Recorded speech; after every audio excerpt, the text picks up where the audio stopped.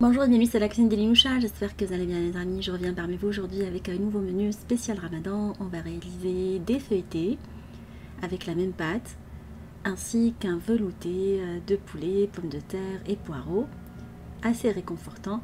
Découvrons le menu ensemble. Alors on va commencer dans un premier temps par préparer la soupe.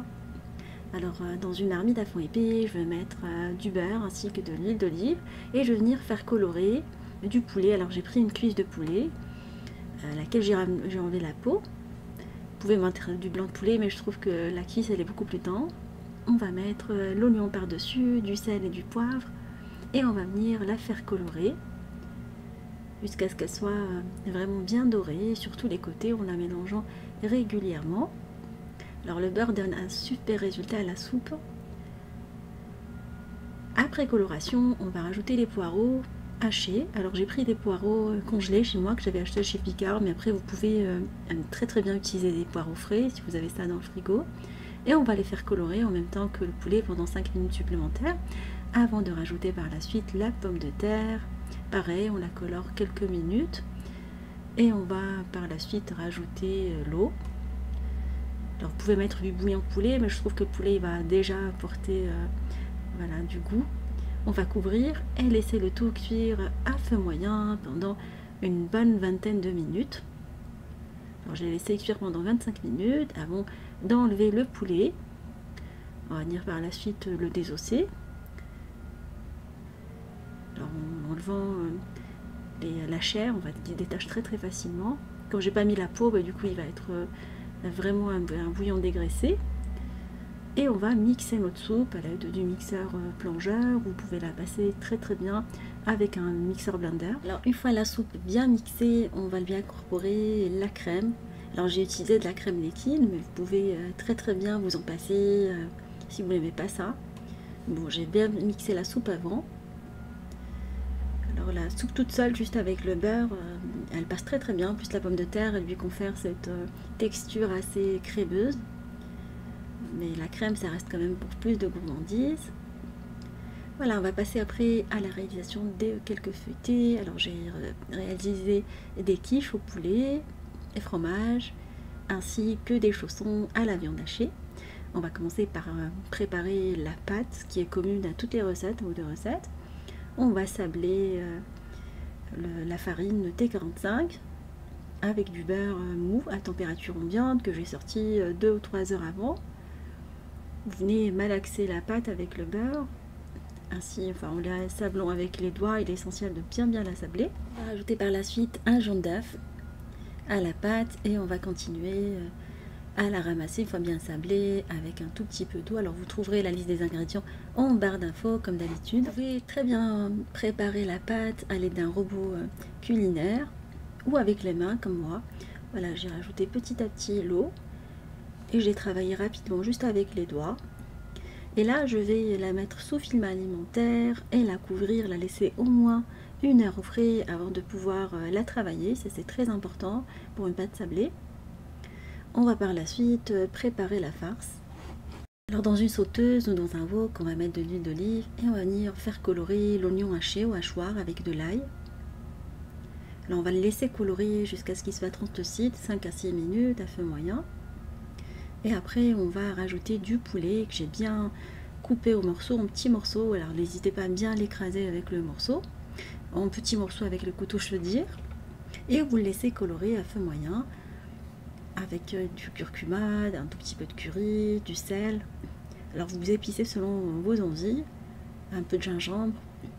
On va laisser le poulet cuire pendant une bonne dizaine de minutes. Après on va lui rajouter de la crème liquide et laisser cuire une bonne dizaine de minutes supplémentaires une fois qu'on a rajouté la crème à feu moyen jusqu'à ce qu'on n'ait plus de liquide dans la sauce. Voilà, vous pouvez rajouter des persils à la fin ou autre pour donner du goût. On passe après à la réalisation de la pâte.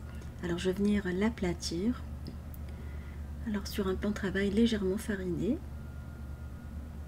pour lui donner de la souplesse. Et une fois aplatie, on va venir par la suite la découper. Alors là, il faut la couper vraiment finement pour pouvoir la mettre dans des moules à pancake ou muffins. Voilà, il ne faut pas qu'elle dépasse de trop. Alors j'ai utilisé un emporte-pièce de la même taille que les petits moules que je vais utiliser. On va découper du papier cuisson qu'on va venir enfoncer dans les moules pour pouvoir mettre par la suite des légumes secs comme des haricots. Et comme ça on va pouvoir les faire cuire à blanc. Je vais les faire cuire pendant une bonne vingtaine de minutes, 25 minutes à 180 à blanc dans un premier temps. Comme ça la quiche elle va pas être pâteuse quand on va par la suite la démouler. Après la cuisson de la quiche, on va venir alors mettre la farce dedans qu'on a préparée dans les moules avec du fromage. Alors pour la farce, je vais rajouter de la ciboulette dedans, ciselée. J'ai de la ciboulette qui est déjà congelée, j'ai plus de ciboulette fraîche. Vous pouvez mettre du persil ou autre. Bon, ça donne du parfum. On va farcir les moules avec le poulet crémeux. Alors vous pouvez rajouter des champignons ou autres, des légumes, des courgettes râpées en petits morceaux, les légumes de votre choix, ou vous pouvez les faire avec la farce de votre choix. Après on va saupoudrer du fromage et les remettre au four pendant une vingtaine de minutes supplémentaires pour qu'ils continuent la cuisson à 180 toujours, une fois qu'on a saupoudré du fromage. Alors avec le reste de la pâte, vous pouvez réaliser également des chaussons. Alors je vais découper la pâte.